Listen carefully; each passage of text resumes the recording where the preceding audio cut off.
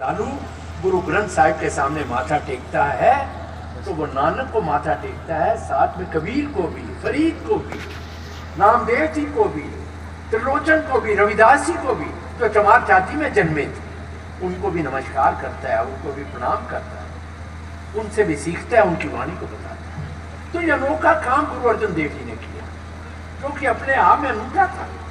जातियों के भेद से ऊपर उठकर, भौगोलिक स्थितियों से ऊपर उठकर समाज में एक एकता को स्थापित करने का काम सिख परंपरा को मानने वाले गुरु तेग बहादुर जी के पूज्य दादा गुरु अर्जुन देव जी ने किया। उसके बाद जहांगीर का शासन आया, लेकिन अत्याचार तो रुकने का नाम नहीं ले रहे। गुरु अर्जुन देव जी को किस तरीके से शहीद किया गया, शहादत दी गई, इसके बारे में हम में से बहुत से लोग जानते हैं। इस बात उसके बाद भी वो काल जारी रहा। जहांगीर के शासन के अंदर इनके पूज्य पिता छठे गुरु हरगोविंद जी साहब ग्वालियर के अंदर, किले के अंदर कैद कर दिया गया। उनके भक्तों को देखकर, उनकी संख्या को देखकर और जबरन धर्मांतरण के खिलाफ उनकी आवाज को देखकर उनको कैद कर दिया गया। और उनके साथ जब उनको बाद में उनके पीर ने कहा कि तुमने किस महापुरुष को कैद कर लिया है, और जहांगीर की तबीयत उन दिनों में खराब रहने लग गई थी, उन्होंने नूरजहां को कहा, उस पीर ने, फकीर ने, कि तुम महापुरुषों को, संतों को कैद करते हो तो इस बादशाह की तबीयत तो खराब होगी। तो नूरजहां ने जहांगीर को कहा कि आप जो गुरु साहब ग्वालियर के किले में कैद है, उनको रिहा करो। जब उनको रिहाई का आदेश दिया गया कि इनको रिहा कर दिया जाए, उन्होंने कहा कि 52 राजा इस देश के अलग अलग स्थानों के वो कैद थे, उन्होंने कहा कि इनको भी आप रिहा करोगे तो तब मैं भी रिहा होऊंगा। और वो एक ऐसा चोला, उन्होंने उस समय के वहाँ का जो जेल का जो अधिकारी था, उसने कहा कि आपके चोले के कोनों को जितने राजा पकड़कर बाहर निकलेंगे उतनों को बाहर निकाल। उन्होंने कैसे चोले को बनाया, इनके पिता ने, हरगोविंद जी, गुरु हरगोविंद जी ने, जिसके 52 कोने थे, और 52 कोनों को, सारे 52 राजाओं को पकड़ाकर ग्वालियर के किले से ले हुए। और जिस दिन वो अमृतसर पहुंचे उस दिन दीपावली थी, इसलिए हरमंदिर साहिब में, गोल्डन टेम्पल में, जो दिवाली आज भी मनाई जाती है, वहां पर आतिशबाजी की जाती है, रोशनी की जाती है, और लोग कहते हैं कि इस देश में जैसी दिवाली अमृतसर में मनाई जाती है, देश में कहीं नहीं मनाई जाती। वही सिलसिला आगे भी चलता रहा। हुकूमतों का धर्मांधता, कट्टर धर्मांतरण, कट्टर धर्म परिवर्तन का काम शाहजहां के समय में भी चला, लेकिन उसकी पराकाष्ठा हुई दुर्भाग्यवश औरंगजेब के काल। अभी जैसा बता रहे थे, किस तरीके से कश्मीर के ब्राह्मण भाई सतीदास जी, भाई मतीदास जी, भाई दयाला जी गुरु साहब के पास पहुंचे, और किस तरीके से लाल किले से 500 मीटर की दूरी पर शीशगंज गुरुद्वारा साहब, जो आज बना हुआ है पुरानी दिल्ली रेलवे स्टेशन के सामने, गुरु जी के सम्मुख उनके शिष्यों की, सतीदास जी की, मतीदास जी और दयाला जी को किस तरीके से शहादत हुई, बर्बरता से उनको शहीद किया गया। लेकिन गुरु जी टस से मस ना हुए, उनका कोई बात नहीं। जिस दिन उनको शहीद किया गया, सवेरे उन्होंने स्नान किया। वो कोई, हम में से जब भी कोई चांदनी चौक गुरुद्वारे में, शीशगंज में हम जाते हैं, आप में से भी कोई जाए जब, तो उस कुएं के पहले उन्होंने स्नान किया सवेरे। फिर वो एक पेड़ है जिसको आज भी गुरुद्वारे के अंदर सुरक्षित रखा गया है, जिसके नीचे बैठकर उन्होंने पाठ किया अपना नित्य, और उसके बाद उनकी शहादत हुई। किस तरीके से उनके धड़ को बंजारा, लकी शाह बंजारा लेकर गया और अपने घर को आग लगाकर गुरु जी के धड़ का संस्कार किया। और उनके सर को लेकर भाई जेता जी, जो एक रंगरेज थे, जब आपको इसलिए कह रहा हूँ कि छोटी, जिनको तथाकथित छोटी जातियां मानते हैं हम, उनको भी गुरु परंपरा ने गले लगाया है। जातियों से ऊपर उठकर एक समाज का निर्माण करने का काम इस परंपरा के गुरुओं ने किया।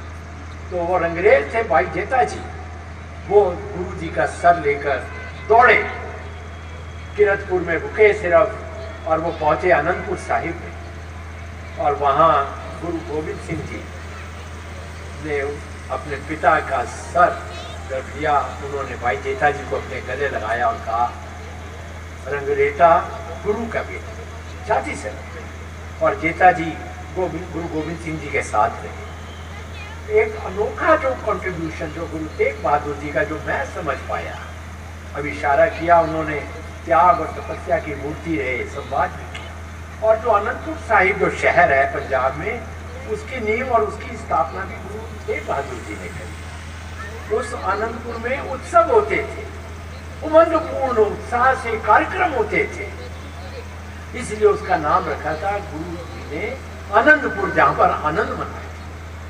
लेकिन वही गुरु जी शहादत और बलिदान देने से कहीं पीछे ना आए। और समाज में भी उन्होंने बहादुरी की भावना को व्याप्त करने के लिए जो काम किया, जो गुरु ग्रंथ साहिब में अन्य गुरु, अन्य भक्त भी कर रहे थे, जिनकी वाणी के मैं एक दो आपको दृष्टांत दूंगा। सबसे बड़ा जो काम किया, मृत्यु के भय को निकालने का काम इस परंपरा को मानने वाले गुरुओं ने और भक्तों ने किया। गुरु ग्रंथ साहिब में क्योंकि मृत्यु का भय व्यक्ति को अक्सर कायर बना देता है।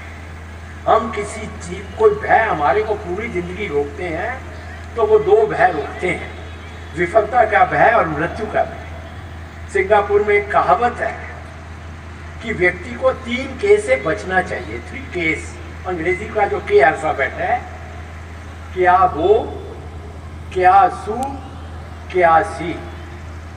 क्या वो, फियर ऑफ फेलियर, क्या सू, फियर ऑफ डेथ, और तीसरा भय है, मेरी बहनें बैठी हैं यहाँ पर, क्या सी, फियर ऑफ वाइफ। मैं ये तो नहीं कहूँगा कि फियर ऑफ वाइफ जायज है कि ना जायज है, रहना चाहिए। पुरुषों को गुस्ताखियों से रोकने के लिए पत्नी का भय होना चाहिए, लेकिन मेरे कहने का दो जो भय होते हैं, विफलता का भय, fear of failure and fear of death, ये व्यक्ति को रोकते। तो गुरुओं ने ये सोचा कि ये तो लोगों में मृत्यु का भय हो गया है, ये मृत्यु से डरने लगे हैं, इनमें से मृत्यु के भय को निकालना है। गुरुवाणी में, गुरु ग्रंथ साहिब में एक जगह आया, जिसका अध्ययन रुपिंदर सिंह जी बहुत करते हैं। पवने में पवन समाया, ज्योति में ज्योत रल जाया, माटी माटी हुई एक रोवण, कौन मुआ रे कौन मुआ, ब्रह्म ज्ञानी मिल करो विचारा। ये तो चलत गया। वो कहते हैं गुरुजी कि हमारी सांस इस पवन में मिल गई, हवा में, हमारे अंदर की ज्योति परम ज्योति में विलीन हो गई, हमारी तन रूपी मिट्टी इस धरती माँ की मिट्टी में मिल गई। तो हे ब्रह्म के अन्वेषकों, मुझे बताओ मृत्यु किसकी हुई? प्रश्न करते हैं ब्रह्म के ज्ञान रखने वालों से कि मृत्यु किसकी हुई। ये तो मिलन हुआ हमारी सांस का इस हवा में, हमारे तन की मिट्टी का इस धरती माँ की मिट्टी में, और हमारे अंदर की ज्योति का परम ज्योति में। तो मृत्यु किसकी हुई? एक जगह और कहा गया, सर्व स्वर्ण की लंका होती रावण के अधिकाय, कहा गए दरबादे हाथी क्षण में भय पर आए। कि वो रावण जिसकी सोने की लंका थी, किसी व्यक्ति के पास 10, 20, 50 किलो सोना हो जाए, जमीन पर उसके पांव रुकेंगे नहीं। पूरा शहर सोने का, सर्व स्वर्ण की लंका होती रावण के अधिकाय, कहाँ गए दरबादे हाथी क्षण में भय पर आए। एक क्षण में सब पराया हो गया। वो कहता था रावण के हाथी के पांव में मैंने मृत्यु को बांध रखा है, कैसे आएगी मेरे पास? पर वो आ गई। 9वें मोहल्ले के श्लोक गुरु तेग बहादुर जी के हमारे को इस बात को याद कराते हैं। जो सो बिनस है पर्यो आज के काल, नानक हर गुण गाय ले चाट जगत जंजाल। अरे तुम्हारे जन्म से ही मृत्यु तो तुम्हारे पीछे लग गई है, तो भय क्यों खाती हो? तो ये काम तमाम इस परंपरा को मानने वाले मनुष्यों ने किया, संतों ने, गुरुओं ने किया कि मृत्यु के भय को दूर हटा दो। उस काम को फिर गुरु गोविंद सिंह जी ने भी आगे बढ़ाया। दसम पातशाह साहिब कमाल, वो कभी कभी मैं कहता हूँ कि जैसे बाप वैसे आप, जैसे हमारे पिता होते हैं ना, वैसे ही हम भी हो जाते हैं। ऐसे मृत्यु के भय को दूर उठाने वाले गुरु तेग बहादुर जी के पुत्र गुरु गोविंद सिंह जी ने इसीलिए तो कह सके वो कि देश शिवावर मोहे हैं, शुभ कर मनते कबू न डरो, न डरो और स्यों तक जाए लड़ो, निश्चय कर अपनी जीत। एक जगह और कहा गुरु गोविंद सिंह जी ने, सूरा सो पहचानिए जो लड़े दीन के, पुरजा पुरजा कट मरे कबू ना छाड़ेंगे। शूरवीर कौन है? गुरु जी परिभाषा देते हैं, सूरज को पहचानिए जो लड़े दीन के है, जो दीन के लिए लड़ता है, जो हीन के लिए लड़ता है, जो कमजोर के लिए लड़ता है, जो मजलूम के लिए लड़ता है, वो शूरवीर मानो। चाहे वो क्षत्रिय में जन्मा नहीं हो परिवार में, लेकिन वो दीन और हीन और कमजोर के लिए, अगर मजलूम के लिए लड़ेगा, उसको तुम शूरवीर मानना। तो ऐसे संकल्पों को, ऐसी शक्ति का संचार किया। एक जगह गुरु गोविंद सिंह जी के शब्द हैं, कोई को राज ना दे हैं, जो ले हैं निज बल से ले हैं, बंदे का डर पर हूं ऐसे, मेरा डरत के हरते जैसे। कोई किसी को राज नहीं देता, कोई को राज ना दे, जो ले हैं निज बल से ले, बंदे का डर पर हूं ऐसे। जैसे ऐसा डर पैदा कर दो शत्रु के मन में, जैसे एक हिरण शेर को देखकर कांप उठती है उसके प्राण, वैसे ही दुश्मन तुम्हारे को देखकर कांप उठे। ऐसी शूरवीरता का भाव, ऐसे शौर्य का भाव, ऐसे पराक्रम का भाव उन्होंने समाज के अंदर, कायरता के लेवल तक जा चुके समाज के अंदर उन्होंने पैदा करने का काम किया। गुरु गोविंद सिंह जी के दादा गुरु हरगोविंद जी ने जो शुरुआत करी थी, उन्होंने कहा था भक्ति के साथ शक्ति, पीरी के साथ मीरी, शास्त्र के साथ शस्त्र, वो आज की जरूरत है। उस काम को गुरु तेग बहादुर जी ने जो इशारा किया, जो मार्ग बनाया, अभी कह रहे थे रुविंदर सिंह जी, तेग बहादुर, उसको परिणति में देने का काम गुरु गोविंद सिंह जी ने किया। और उन अत्याचारों के खिलाफ, जबरन धर्मांतरण के खिलाफ, मैं अभी दोबारा बोलता हूं, उनकी लड़ाई इस्लाम के साथ नहीं थी, लेकिन उस कट्टरता, उस जिहादी वृत्ति, उस जबरन धर्मांतरण, उस अत्याचार, उस तलवार की नोक पर लोगों को बदलने का काम, ऐसे उस समय के हुक्मरान ने हुक्म कर दिए कि कोई व्यक्ति, राजपूत कहते, कोई व्यक्ति घोड़े की सवारी नहीं कर सकता, मुकुट नहीं पहन सकता। गुरु गोविंद सिंह जी तो दरवेश थे, संत थे। उनको पूछा, उन्होंने उसको कहा कलगी क्यों लगाते हो, क्यों दस्तार सजाते हो इतनी खूबसूरत, और क्यों गले में माला डालते हो मोतियों की, आप तो दरवेश हो, संत हो। उन्होंने चुनौती के रूप में कहा कि उस समय के हुक्मरान ने मनाही कर रखी है, घोड़े की सवारी की मनाही कर रखी है, मैं तो करूंगा इन सब कामों को। ये कलगी भी लगाते थे, पोशाक भी सुंदर पहनते थे राजों वाली, और माला भी पहनते थे गले में, और घोड़े की सवारी भी करते थे। और शस्त्रनामा भी लिखा उन्होंने। आनंदपुर साहिब में होला मोहल्ला मनाया जाता है। जब इस देश में होली मनाई जाती है, आज भी आनंदपुर साहिब में होला मोहल्ला मनाया जाता है, जिसकी शुरुआत गुरु गोविंद सिंह जी ने की थी। अभी कुछ दिन पहले हमने बैसाखी का पर्व मनाया। होला मोहल्ला में उन्होंने कहा गुरु गोविंद सिंह जी ने कि अब रंगों से खेलने का टाइम नहीं है, शस्त्रों से खेलेंगे हम। तो वहां पर होला मोहल्ला होली के दिन पाठ पूजा की जाती है, काव्य वीर रस के अंदर कवि दरबार लगते हैं, और उसके बाद गतका और शस्त्रों का प्रदर्शन, और आपस के अंदर छद्म युद्ध भी किए जाते हैं कि कौन सी टीम किसको शस्त्रों के अच्छे प्रदर्शन से हराती है, और उसमें महिलाएं भी भाग लेती हैं। एक जो विचित्र और जो बड़ा कार्य किया गुरु परंपरा ने, स्त्री को बराबर की स्थिति लड़ने के लिए भी युद्ध के अंदर गुरु गोविंद सिंह जी की सेना के अंदर हमारी बहनों और माताओं को भी उसमें शामिल किया। तो बराबरी का दर्जा देने का काम भी उन्होंने किया। तो ये सारे कार्यों को किया गया उस परंपरा को जिंदा रखने के लिए, उस समाज को अपनी स्थिति का आकलन करने के लिए। उठाओ, सोने की टाइम गया। तुम्हें अगर अपने धर्म की, अपनी संस्कृति की, अपने समाज की, अपनी सभ्यता की, अपने जीवन दर्शन की रक्षा करनी है, तो तुम्हें उठना पड़ेगा, जगना पड़ेगा।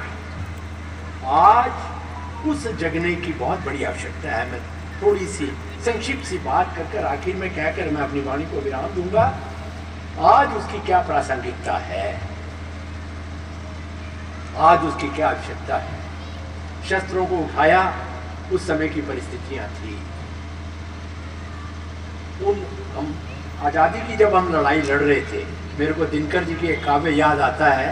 उस संदर्भ में जब हमारे यहाँ पर भी अहिंसा को बहुत वजन दिया जा रहा था और शहीद आज़म भगत सिंह हो, चाहे झांसी की लक्ष्मीबाई हो, चाहे चंद्रशेखर आज़ाद हो और शहादत देने वाले चाहे कुका हों, उनकी शहादत को कम कर कर रखा जा रहा था जब कि हम अहिंसा के मार्ग से ही आज़ादी ले लेंगे। तो दिनकर जी हुए राष्ट्र कवि उस बिहार की भूमि से थे जहाँ पर गुरु गोविंद सिंह जी हुए थे। तो उन्होंने अपने काव्य रश्मि रथी में कहा था कि जो पुण्य अहिंसा जप रहे उन्हें जपने दो, जैसे सदियां थक चुकी उन्हें भी थकने दो। हम देख चुके सब पुण्य कमाकर, सौभाग्य दान गौरव अभियान गंवाकर। वो पिए शीत तुम आत्मधाम पियो रे, वो जपे राम तुम बन के राम जियो रे। ये नहीं शांति की गुफा, युद्ध है, रण है, तप नहीं आज केवल तलवार शरण है। ललकार रहा भारत को स्वयं मरण है, हम जीतेंगे ये समय हमारा प्रण है। ये दिनकर जी ने कहा। गुरु तेग बहादुर जी के काल में, गुरु हरगोविंद जी के काल में, गुरु गोविंद सिंह जी के काल में हमें तलवारों की जरूरत थी। अंग्रेजों के समय में भी हमें तलवारों की जरूरत थी, लेकिन हम आप आजाद हैं, हमें तलवारों की जरूरत नहीं।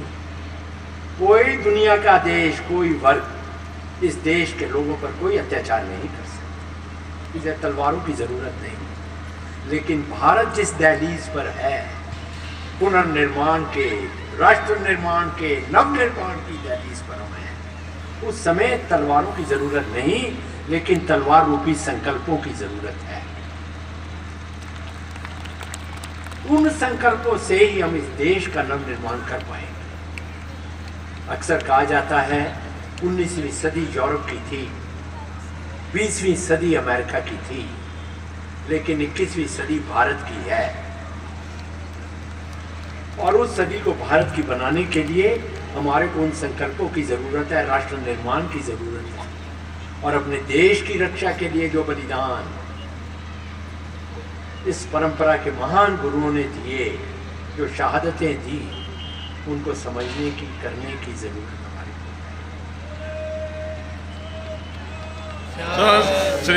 और ये किसी एक व्यक्ति का काम हो, किसी एक सरकार का काम वो नहीं कर सकती।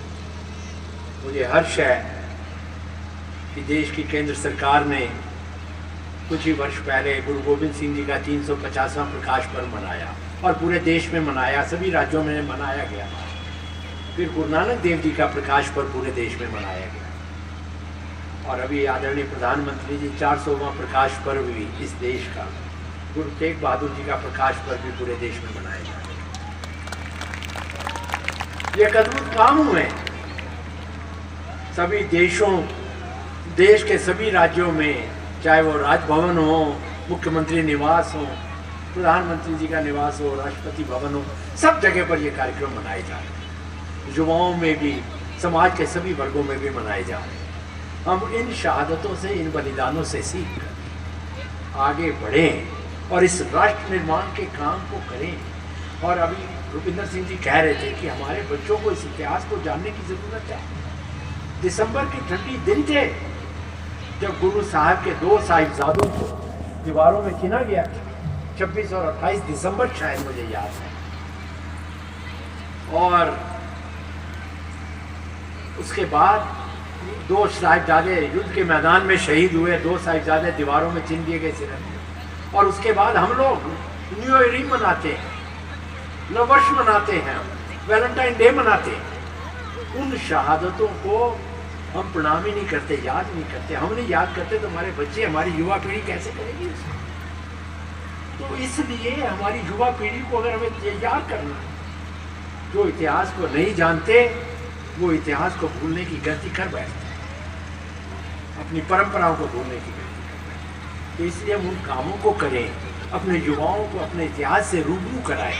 और इस देश को बनाने का आज हमारे सामने कोई दूसरी बड़ी चुनौतियां नहीं हैं, लेकिन हम एकजुट हों, एकाग्र हों और देश के निर्माण के लिए, एक अच्छे समाज के निर्माण के लिए हम काम करें, उसके लिए कोशिश करें। क्योंकि कोशिश जो किसी की भी होती है, चाहे वो व्यक्तिगत स्तर पर हो, चाहे समाज में परिवार के स्तर पर हो, और किसी भी स्तर पर हो, वो कभी कम नहीं होती और उसका बहुत बड़ा महत्व होता है। मुझे हरिवंश राय जी की एक पंक्तियाँ याद आती हैं, लहरों से डरकर नौका पार नहीं होती, कोशिश करने वालों की कभी हार नहीं। नन्ही चींटी जब दाना लेकर चलती है